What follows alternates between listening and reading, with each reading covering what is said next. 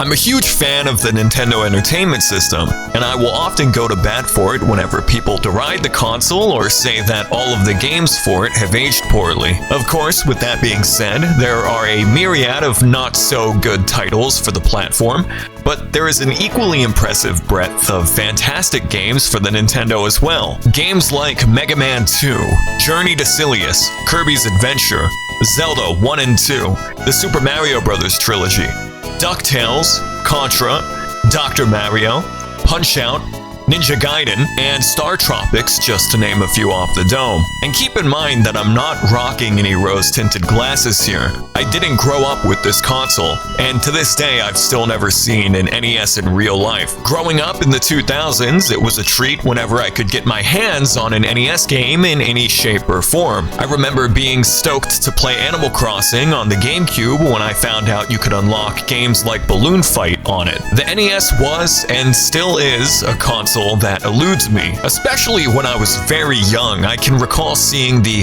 classic NES line of games for the Game Boy Advance at Kmart or Target and being fascinated with them. It's almost like the NES was this mythical console that was too old for me, before my time. I'm telling you this to preface the entire video because I don't want to give the impression that I'm just nostalgic for the 80s. It's kind of hard for me to be nostalgic for a time period I wasn't alive for. When the Famicom was localized as the Nintendo Entertainment System for the United States in 1985, the initial launch lineup consisted of mostly arcade-style games and sports titles. These games are colloquially known as the Black Box series, and in my opinion, a good 2/3 of the Black Box titles are still great games that are worth booting up. There seems to be this perception that high-score-based arcade games are antiquated and not worth playing, but I respectfully disagree. I mean, Rob the Robot was nothing more than a cool-looking Trojan horse to get the Nintendo in American homes at the time,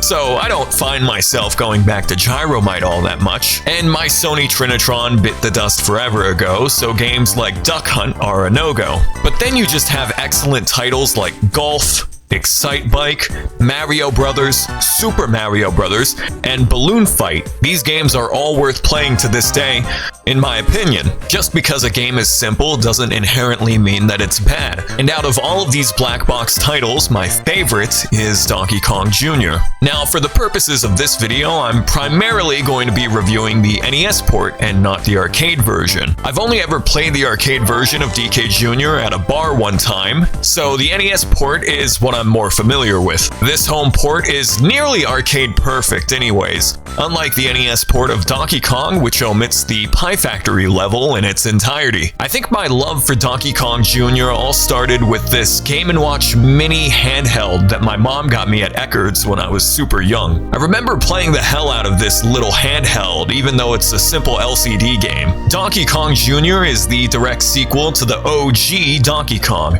the game that put Nintendo on the map. Yeah, Radar Scope wasn't really lighting the world on fire, unfortunately. I've always preferred DK Jr. over the likes of regular Donkey Kong. I think the gameplay loop of climbing vines and chains is far more fun than just jumping over barrels. In Donkey Kong Jr., you play as the eponymous Kong on a quest to save your father from the wrath of Super Mario, that evil son of a bitch. As an aside, I know I said I would be reviewing the NES version of DK Jr., but take a look at the arcade cabinet itself. It's a real beauty. Orange and blue is my favorite color palette, and this arcade cabinet, oh, it looks good. There's 4 levels in Donkey Kong Jr. The Vine scene, the Springboard scene, Mario's Hideout, and the final chain scene. Each level is quite unique visually, which is pretty unconventional for an arcade game of the early 80s. DK Jr. nails it in the presentation department. Junior's sprite is adorable, and something about seeing Mario with a whip is so jarring nowadays it cracks me up. And even the sound design is nice. I love the big stomping sound whenever you move around with Junior. And there's even a couple of catchy tunes here and there.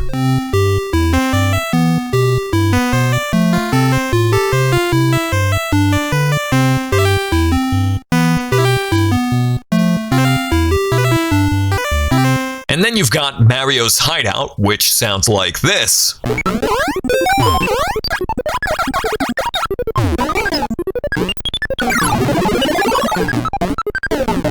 DK Jr., much like its predecessor, is a platformer. The main gimmick of this game is the climbing mechanic. You can ascend vertically upwards with 2 vines, or you can slide down 1 vine to go faster. You run, jump, and climb your way through the 4 levels, and the game ramps up the difficulty with each subsequent loop, which was par for the course with arcade games. And this game gets really challenging by the time you hit the 4th loop. Here's something that I've never seen anybody point out.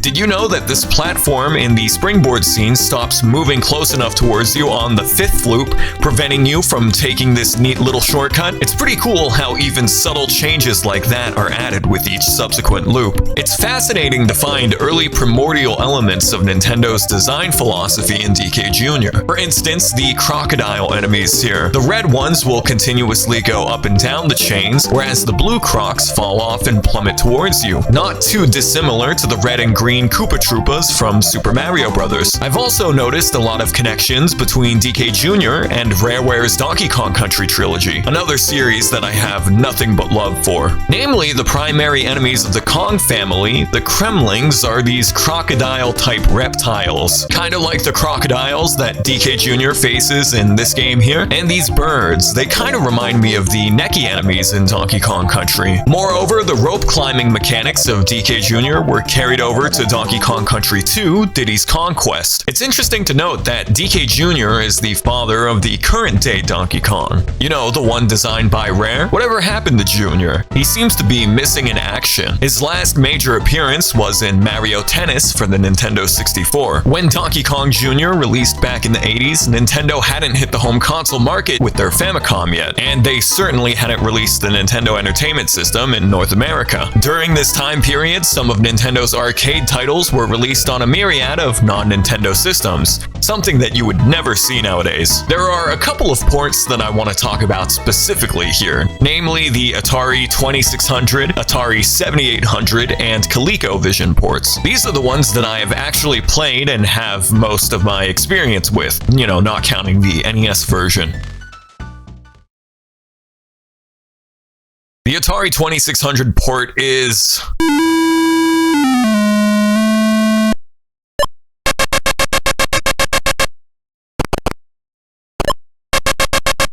well, it sure is an Atari game. Admittedly, this is a pretty impressive piece of software for the 2600, but that's not really saying much nowadays. It only contains the first level, Mario's hideout, and the chain scene from the original game. But again, for 2600, it's pretty impressive. For as ugly as this game looks and as brief as it is, I can't help but be impressed by it. Keep in mind, this is the Atari 2600, and games on this console were only a couple of kilobytes altogether. And I can forgive the 2600 port overall, even though Junior looks like a goddamn Sasquatch in this version of the game. Look at that thing. What person ever moved like that in the history of people? The 7800 port is a demonstrable improvement over the 2600 version. The visuals are almost a facsimile of the NES's sprites. This isn't the worst way to play DK Jr., but unfortunately there are two things that ruin this 7800 port. First of all, the hit detection is a little bunk.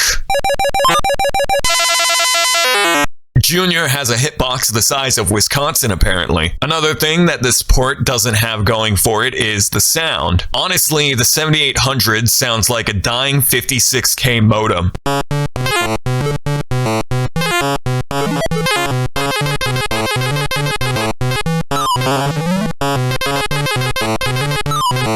It's not entirely pleasant for the ears. These reservations I have with 7800 DK Jr. would be forgivable if it weren't for the fact that this game was released in 1988. The NES had been out in North America for several years by this point, and the Atari 7800, God bless its soul, is just not cutting the mustard here. The ColecoVision port of DK Jr. might honestly be one of my favorite versions of this game. I love the presentation here. Junior's sprite is so cute in this version. This game would definitively be my favorite way to play DK Jr. if it weren't for the ColecoVision's awful controls. It's very, very stiff playing this version of the game. And unfortunately, Mario's hideout couldn't make the cut, so there's only 3 out of the 4 levels. But otherwise, this is a pretty decent way to play DK Jr.